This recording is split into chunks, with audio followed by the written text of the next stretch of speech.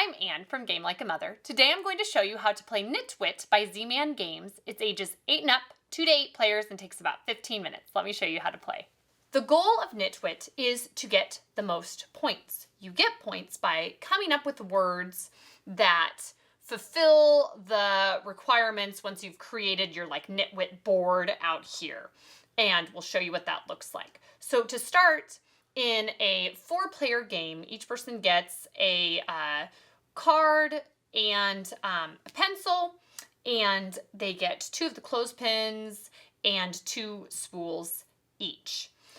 There are bonus buttons. You leave 3 in a 4-player game out in the middle and put the other one away.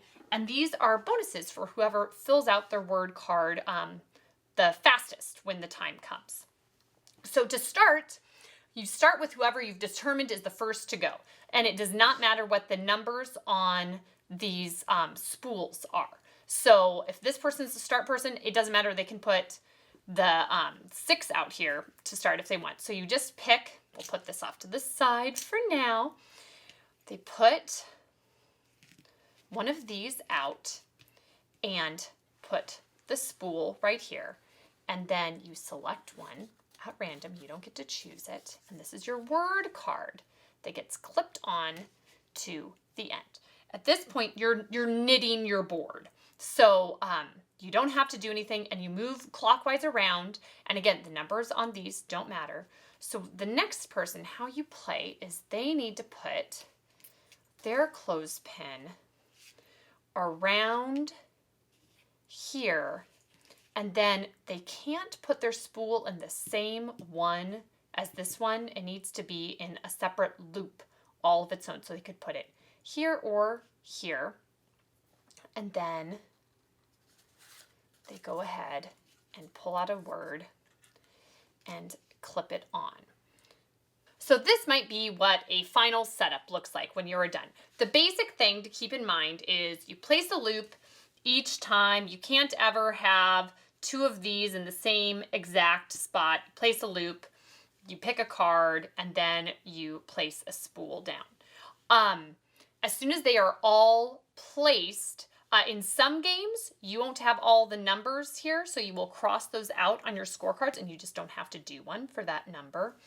But once they're all set up, you yell go, and you start trying to fill in. And it's basically a Venn diagram that you are doing, a very tricky Venn diagram. So if you're starting at number 1, you look here, and it has to be both, it has pink around it and white. So it would have to be both of these words, both hard and weak. And this is where don't take this game too seriously. If you just complain about everybody's answers, it might be a tricky time. For me, I picked something like crab for that because it has a hard shell, but it's weak. It's easy to kill it. And then you go through. For number 2, it has orange and purple, so it need to be stinky and heavy. That sounds hilarious. 3 has white and this teal, so found outside and weak.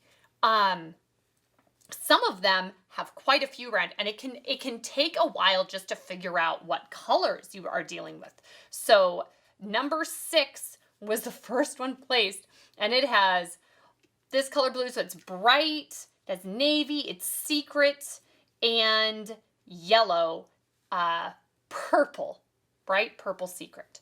So you are spending a little bit of time trying to figure these out. Write them down as quickly as you can. Nobody's comparing answers. Once this is filled in, you grab a button if you're done. So if this person finished first, they'd grab a button. These are 3 bonus points at the end, 2 bonus points, 1 bonus point if that's the order that they finished. You cannot use the same word twice on this sheet. So you can't, if you say crab for this, you can't also say crab for number 4 is just the pink and it's hard. You can't use the same word again. An answer does not have to be just one word. It can be a group of words, but you're not supposed to be using things like if purple is one of the cards that's in the description, don't write down for like number 6, a purple secret bright letter. Like you can't use these words in the answer itself. If you put down an identical answer with somebody else, you must cross out those answers and nobody gets points for that. If someone, when you're comparing answers, writes down something that is like a purple secret bright letter and you want to challenge if that is a good answer or not, you holler out Knit Wit, and then the group decides. It is a group vote, and you guys determined how tough or easy the game can be. It just depends on you and what you guys decide. Each answer is worth points equal to the number of loops around it. So this number 4 only has 1 loop, it's only worth 1.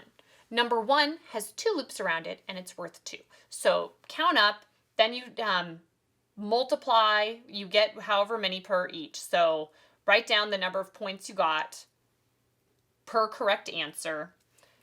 Add any bonus points to the bottom. So whoever got the 3 button, that's worth an extra 3. 2 buttons worth 2. 1 is worth 1. Add up all your points at the end, total it. Whoever got the most points is the winner. That's how to play Knit Wit. It is a fun social word game, and as with most social games, works best if you aim for fun times rather than purely cutthroat competitions. So check it out. Thanks, and see you next time from Game Like a Mother.